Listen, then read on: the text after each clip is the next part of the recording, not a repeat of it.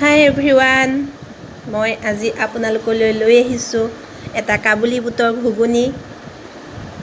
ঘুগুনিটো এনেকুৱা ধৰণে বনাইছোঁ যিটো ঘুগুনি নেকি মন্দিৰতো ব্যৱহাৰ কৰিব পাৰে আপোনালোকে। ইয়াত মই পিঁয়াজ নহৰু ব্যৱহাৰ নকৰাকৈ বনাইছোঁ। আহকচোন মই ঘুগুনিটোনো কেনেকৈ বনালোঁ চাওঁ। মই এপোৱা কাবুলী বুট লৈছোঁ। 7-8 ঘণ্টামান মই পানীত তিয়াই ৰাখিছিলোঁ। তিয়াই ৰাখি ভালকৈ ধুই টুকি ল'লোঁ। তাৰপিছত তেলত দিবৰ কাৰণে মই এইখিনি শুকান মছলা লৈছোঁ। 5 ফুৰণ লৈছোঁ এচামুচতকৈ কম।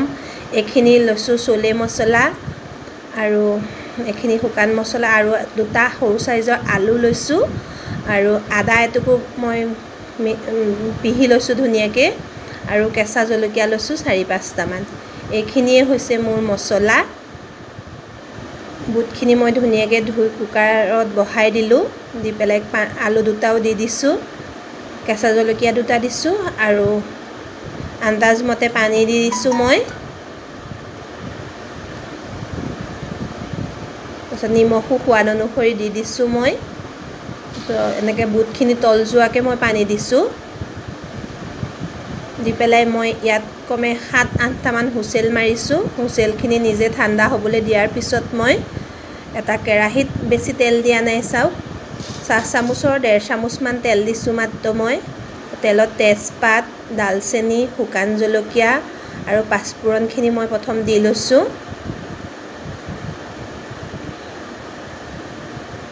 কাৰণ মই ইয়াত পিঁয়াজ ব্যৱহাৰ নকৰোঁ, নহৰু ব্যৱহাৰ নকৰোঁ আৰু তেলত আদাখিনি দিলে তৎক্ষণাত জ্বলি আহিব। সেইটো কাৰণে মই অলপ দেৰিকৈ দিম। চাই থাকক, এয়া বুট দেখিছেনে কি ধুনীয়াকৈ সিজি গ'ল।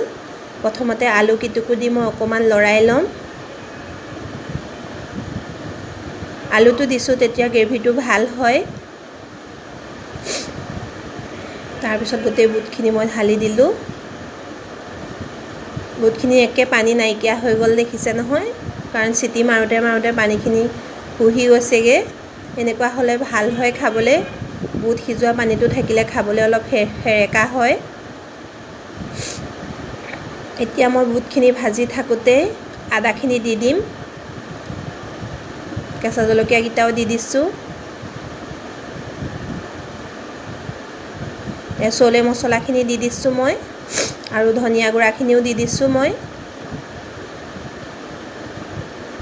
হালধিও দি দিছোঁ আন্দাজমতে।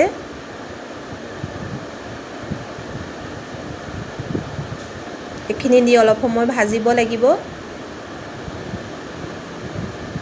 কম জুইত 10 মিনিটমান ভাজিছোঁ মই।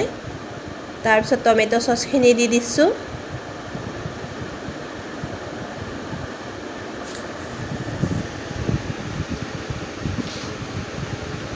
টমেটো চচখিনি দিও অকণমান পানী দি দিছোঁ মই 4-5 চামুচমান দি মই লৰাই 10 মিনিটমান ভাজিছোঁ।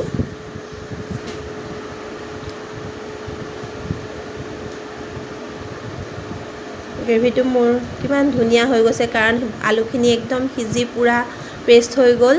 তাৰপিছত দিছোঁ মই 1 কাপ গাখীৰ, গৰু গাখীৰ হয়। গাখীৰ দি দিয়াৰ পিছত চাওকচোন তৰকাৰীখিনিৰ কালাৰটো কিমান ধুনীয়া হৈ গৈছে। আপোনালোকে ইয়াত ক্ৰীমো দিব পাৰে, কিন্তু মোৰ ক্ৰীম নাই, সেইটো কাৰণে গাখীৰ 1 কাপ দি দিছোঁ। গৰু গাখীৰ হয়, উতলাই ঠাণ্ডা কৰি থোৱা গাখীৰ দিছোঁ মই। ইয়াত আৰু এটা বস্তু দিবলৈ আছে মোৰ ইয়াত ঘুগুনি ৰেডিয়ে হৈ গ'ল।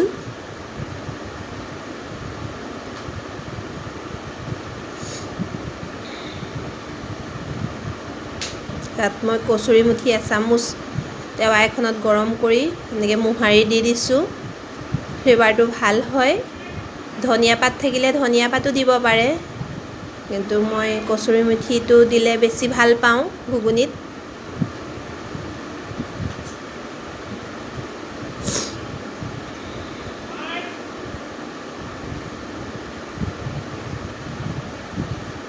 এয়া মোৰ ঘুগুনি তৈয়াৰ হৈ গ'ল। বন্ধু বান্ধৱীসকল, আপোনালোকে যদি মোৰ ৰেচিপিটো ভাল পালে লাইক কৰিব, কমেণ্ট কৰিব আৰু যিসকল মোৰ চেনেলত নতুন তেওঁলোকে ছাবস্ক্ৰাইব কৰি দিবলৈ